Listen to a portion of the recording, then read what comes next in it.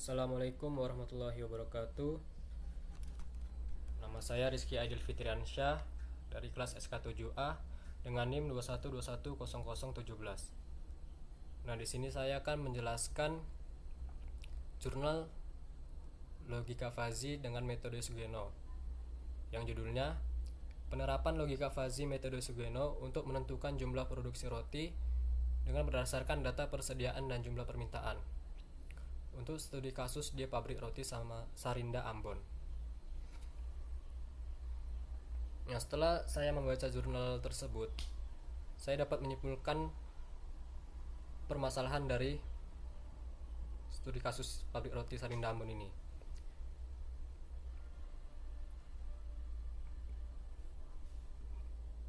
Dan saya akan menjelaskan detail masalah dari jurnal ini. Jurnal yang dianalisis membahas penerapan logika fazi metode Sugeno untuk menentukan jumlah produksi roti berdasarkan data persediaan dan jumlah permintaan di pabrik roti Sarinda Ambon. Untuk permasalahan utamanya yaitu pabrik harus menentukan jumlah produksi roti agar tidak terjadi overproduction atau kelebihan produksi dan underproduction atau kekurangan produksi. Kemudian, jika produksi kurang dari permintaan, maka pabrik akan kehilangan potensi keuntungan. Dan jika produksi terlalu banyak, maka akan ada resiko produk yang tidak terjual dan akan menyebabkan pemborosan bahan baku dan peningkatan biaya penyimpanan. Untuk masalah ini, kita dapat menyelesaikannya dengan logika fazi Sugeno. Kenapa harus menggunakan metode Sugeno? Karena metode Sugeno ini memiliki keunggulan dalam memberikan hasil berupa konstanta atau persamaan linear yang lebih mudah diimplementasikan dalam sistem kontrol otomatis. Metode Sugeno ini memiliki input dan output, di mana inputnya yaitu jumlah permintaan dan jumlah persediaan, dan untuk outputnya jumlah produksi yang harus dilakukan oleh pabrik. Dan sistem ini akan diuji dengan menggunakan aplikasi MATLAB dengan menunjukkan akurasi keputusan sebesar 86,92%, yang dimana cukup baik untuk menentukan jumlah produksi optimal. Selanjutnya, untuk penjelasan MATLAB-nya yaitu domain variabel yaitu input, output, dan semesta pembicaraan. Dalam implementasi di MATLAB, kita perlu mendefinisikan variabel fazi, domain rentang nilai, serta semesta pembicaraan untuk setiap variabel. Nah, untuk variabel ini memiliki 2 input dan 1 output, di mana input yang pertama yaitu permintaan atau jumlah roti yang diminta dengan rentang domain 1030 sampai 1589, dan fungsi keanggotaannya yaitu kecil, sedang, dan besar.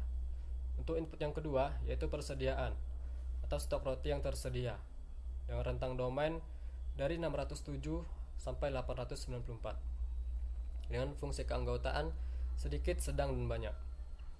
Dan yang terakhir untuk outputnya yaitu produksi atau jumlah roti yang harus diproduksi dengan rentang domain dari 1996 sampai 2579, dengan fungsi keanggotaan itu sedikit, sedang, dan banyak. Nah, untuk semesta pembicaraannya yaitu rentang nilai yang bisa diterima oleh setiap variabel dalam sistem fazi. Nah, di sini saya telah merangkum soal yang ada dalam jurnal. Nah, seperti ini soalnya, yaitu yang pertama ada variabel input atau permintaan dengan rentang domain dari 1030 sampai 1589, dan fungsi keanggotaan kecil, sedang, besar seperti yang kita baca di atas tadi. Yang kedua, kemudian ada variabel input atau persediaan rentang domain 607 sampai 894, fungsi keanggotaan sedikit, sedang, banyak. Dan yang ketiga ada variabel output atau produksi rentang domain 1996 sampai 2579, dan fungsi keanggotaannya sedikit, sedang, banyak. Kemudian di sini ada tabel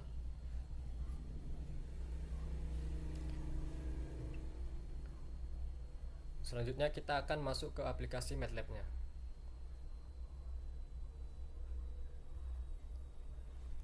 Pertama kita ketik fuzzy-ru, kemudian ke file,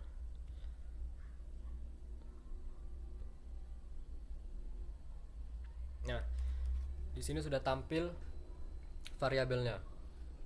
Ada permintaan, ada 2 input, yaitu permintaan, persediaan, dan outputnya produksi. Pertama kita masuk ke input permintaan dahulu. Nah, di sini fungsi keanggotaannya ada kecil, sedang, dan besar, di mana nilai kecil itu dari 1030, 1030, 1310. Yang sedang 1030, 1310, 1589. Dan yang besar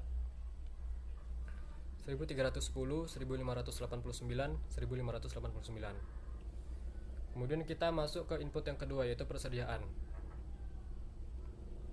Di sini ada sedikit, sedang, dan banyak juga, yaitu nilai sedikit 607, 750, sedang 607, 750, 894, dan yang banyak 750, 894, 894. Selanjutnya kita ke output produksi. Juga fungsi keanggotaannya ada 3, yaitu sedikit, sedang, banyak. Nilai sedikit yaitu 1996, sedang 2275, dan banyak 2579. Setelah dari sini kita akan masuk ke rulesnya. Nah, ini dia tampilan rulesnya. Untuk permintaan ini, persediaan ini, dan produksi ini. Setelah kita melihat rulesnya, kita masuk ke surface atau diagramnya. Seperti inilah tampilan diagramnya. Bisa di apa namanya ya?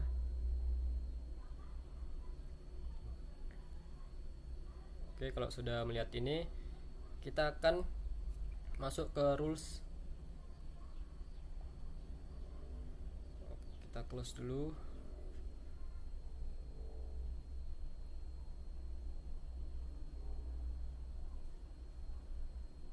Ini kita close juga.